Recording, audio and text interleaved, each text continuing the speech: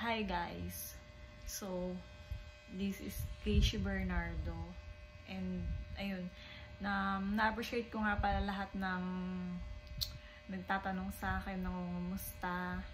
Tapos yung nagbibigay ng support. Mga moral support ba? Ayun, nais ko lang sabihin na thank you. And, anyway, salamat kasi super support kayo, especially sa aking family. Sa decision ko sa life ngayon, after what happened the past 3 years, oo. Masasabi ko na okay ako. I'm happy and contented. Especially, syempre, dahil sa support na din ng partner ko. Yeah, ng partner ko. Super thanks for the love, unconditional, for accepting me. Ganun, thank you. And so, yun, I'm okay na. Super. And thanks kay Lord kasi after what happened, sa mga prayers ko na ganun pala yun guys.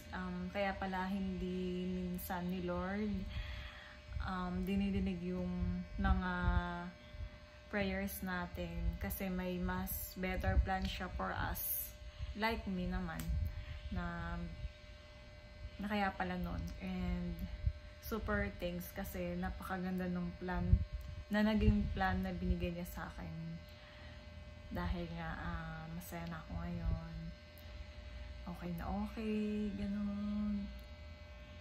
Super masaya pala kapag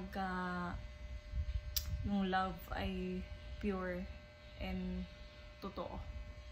Yan. Basta, super masaya.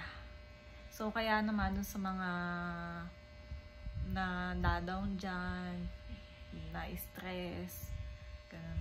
So, huwag kayong ma-stress and ma-down.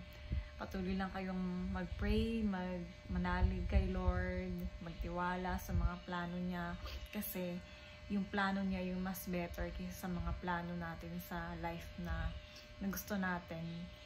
Kung minsan nga yung gusto natin talaga is hindi yun yung dinidinig ng Lord. Kasi ang gusto ng ni Lord ay yung mas better, yung makakabuti para sa atin. Kaya patuloy lang tayong magdasal, magtiwala sa mga plano niya. Kasi yung plano ni Lord, yung mas makakabuti para sa atin. So, yun lang. I'm happy and contented. Thank you, Lord. Thank you to my family. And thanks to my partner na inaccept, tinanggap ako bilang ako.